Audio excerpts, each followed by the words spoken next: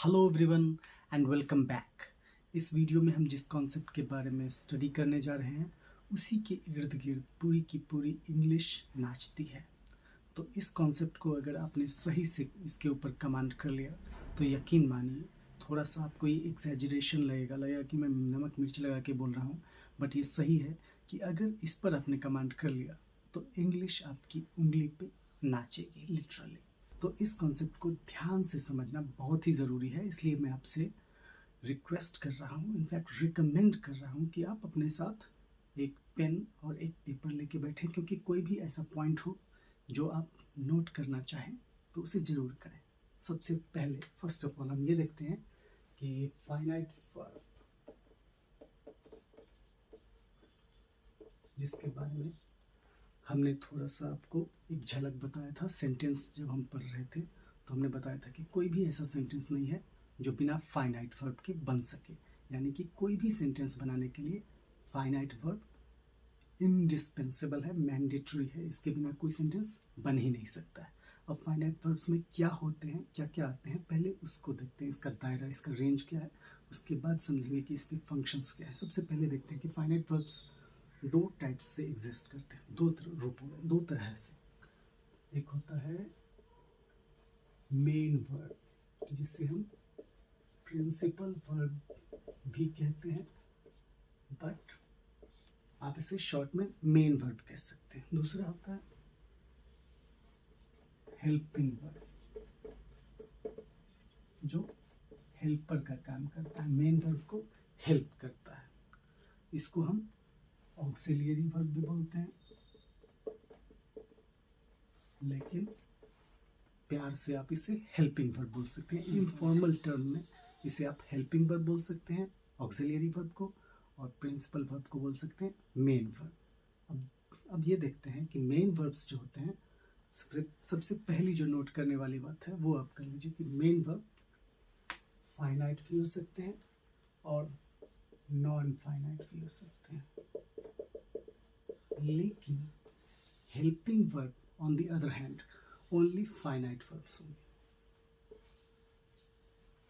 Alright, पहले note करने वाली बात क्या है कि मेन वर्ब जो होते हैं वो फाइनाइट भी हो सकते हैं और नॉन फाइनाइट भी हो सकते हैं, लेकिन हेल्पिंग वर्ब हमेशा फाइनाइट वर्ब होंगे। दूसरी सबसे इंपॉर्टेंट बात है वो ये है कि मेन वर्ब 5 फॉर्म्स में एग्जिस्ट करते हैं। इसके बारे में हम regular and irregular forms of verb में स्टडी करेंगे। फिलहाल आप ये समझ सकते हैं कि वर्ब, मेन वर्ब 5 फॉर्म्स में एग्जिस्ट करते हैं, कोई 6th फॉर्म नहीं होता है, जिसमें पहले फॉर्म को हम शॉर्ट में प्यार से इनफॉर्मल टर्म में V1 बोल सकते हैं, simple present form. Second form को आप बोल सकते हैं V2, past form. Third form को आप बोलते हैं past participle form. Fourth form जो ING वाला फॉर्म होता है, playing, going, reading, fourth form. And the fifth form is, जिसे हम सिंगुलर प्रेजेंट फॉर्म कहते हैं, मेन वर्ब में S या ES ऐड करके। और हेल्पिंग वर्ब दो तरह के होते हैं, एक होते हैं प्राइमरी और दूसरे होते हैं मोडल। मॉडल्स बोल सकते हैं इसे, मॉडल ऑक्सिलियरी वर्ब या मॉडल्स। अब हम जब मेन वर्ब की तरफ फाइनाइट वर्ब को यूज करेंगे तो ये 3 फॉर्म्स में हो सकते हैं, बेस फॉर्म या फिर पास्ट फॉर्म या फिर 5th फॉर्म यानी सिंगुलर फॉर्म। जैसे I go, he goes, I teach, he teaches, I learn, she learns. और दूसरा इसका पास्ट फॉर्म। इनसे हमें टेंसेस और सब्जेक्ट जिसके साथ यूज कर रहे हैं उसका पर्सन और नंबर ये पता चलता है। बच गए आपके 3 और 4, ये और साथ ही में फर्स्ट, ये तीनों फॉर्म नॉन फाइनाइट वर्ब के रूप में भी यूज होते हैं, जिसके बारे में हम डिटेल में डिफरेंट इंडिविजुअल वीडियोस में, इन्फिनेटिव, जेरंड, पार्टिसिपल्स की वीडियोस में आप डीप में स्टडी कर सकते हैं। वीडियो के लिंक डिस्क्रिप्शन में दिए हुए हैं, जब चाहे उन्हें आप देख सकते हैं। फिलहाल हम फाइनाइट वर्ब के बारे में बात कर रहे हैं। ऑलराइट, तो मेन वर्ब की तरह जब भी हम फाइनाइट वर्ब को यूज़ करेंगे तो या तो इसे फर्स्ट फॉर्म में यूज़ करेंगे ये वाले, या सेकंड, या फिर फिफ्थ फॉर्म। और दूसरा जो है हेल्पिंग वर्ब, उसमें सबसे पहले आता है प्राइमरी में बी, डू, हैव। ये जब भी हेल्पिंग वर्ब के रूप में यूज होंगे तो इनके साथ मेन वर्ब किसी सर्टेन फॉर्म में आएगा। First form, second form, third form, fourth form, fifth form में से कोई भी फॉर्म सिवाय सेकंड और फिफ्थ के, क्योंकि सेकंड फॉर्म और फिफ्थ फॉर्म जो है वर्ब का वो कभी भी हेल्पिंग वर्ब के साथ एग्जिस्ट नहीं करेगा, ये इंडिपेंडेंटली एग्जिस्ट करते हैं।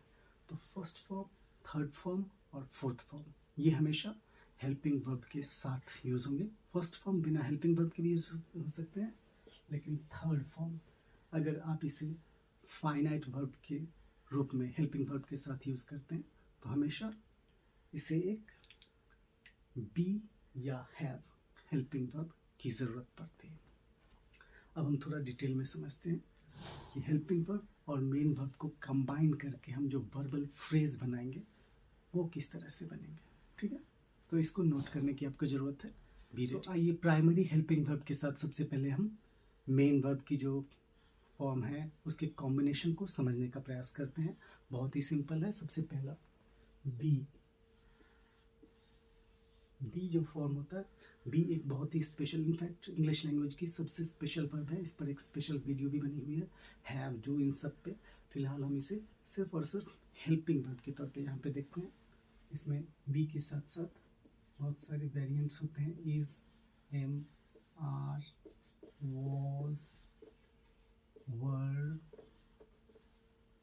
Being and being.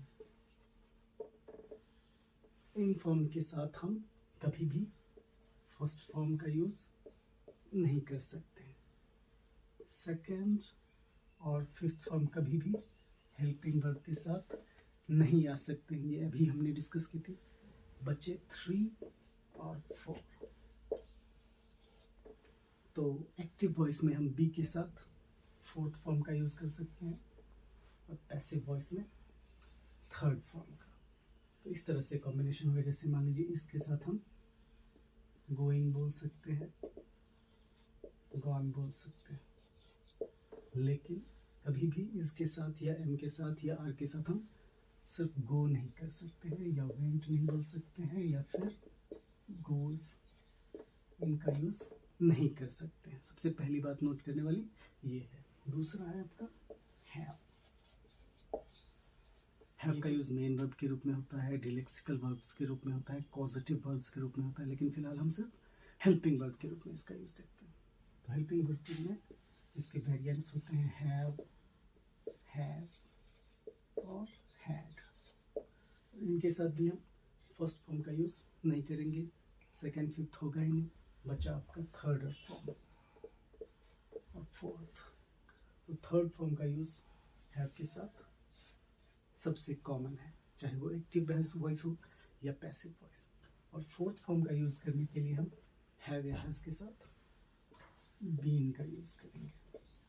For example have gone बोल सकते हैं, हैव बीन गोइंग बोल सकते हैं, लेकिन कभी भी have go, have went, have goes नहीं बोल सकते। अब हमारा तीसरा जो हेल्पिंग वर्ब है, प्राइमरी हेल्पिंग वर्ब, वो है डू। ये भी स्पेशल वर्ब है, इसको भी हम मेन वर्ब की तरह भी यूज कर सकते हैं, लेकिन यहाँ पर सिर्फ हम हेल्पिंग वर्ब की तरह देखते हैं कि वर्ब के साथ ये किस तरह से कौन से फॉर्म में कंबाइन करते हैं।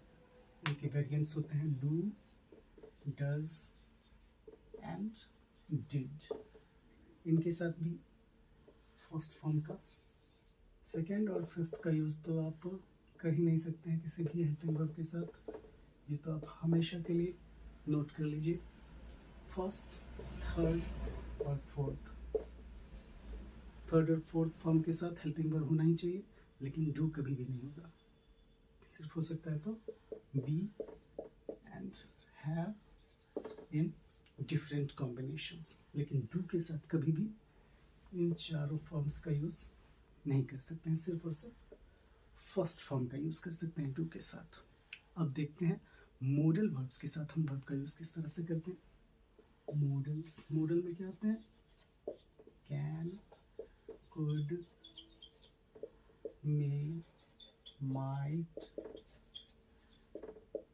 शैल, should, will, would, must, out.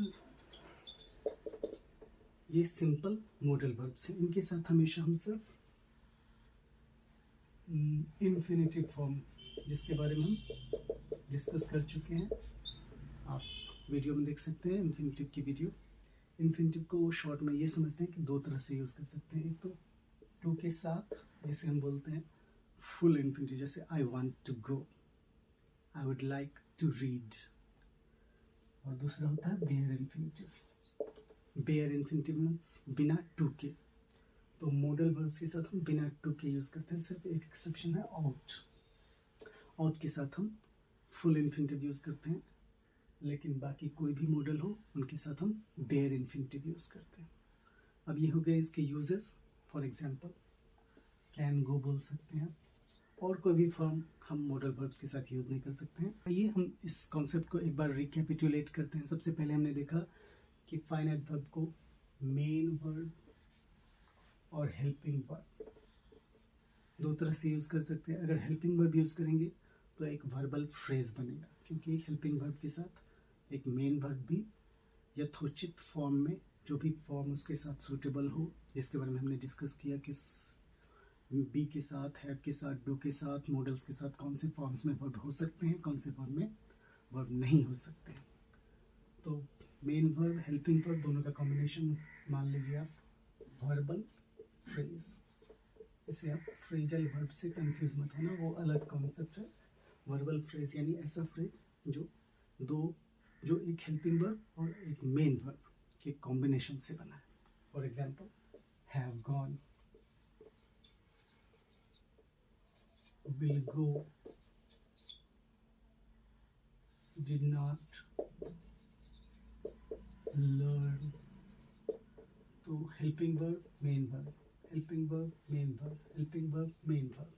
अब कॉम्बिनेशन फॉर्म का किस तरह से होगा, रेगुलर और इरेगुलर फॉर्म्स ऑफ वर्ब, इस पे हम डिस्कस करेंगे नेक्स्ट वीडियो में। फिलहाल हम ये समझते हैं कि फाइनाइट वर्ब सब समझ तो गए, लेकिन इसका यूज़ क्या है, इससे पता क्या चलता है, और इसके इर्द गिर्द पूरी इंग्लिश लैंग्वेज नाचती जो है उसका क्या मतलब है। फाइनाइट वर्ब एक सेंटेंस के बारे में पूरा राज खोल देता है, reveals everything relating to the sentence.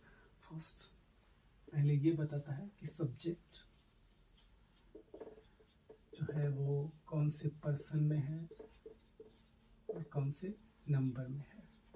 Subject के बारे में हमने पूरी डिटेल में सेंटेंसेस की वीडियो में बताया है, डिस्कस किया है, उसे भी आप देख लें।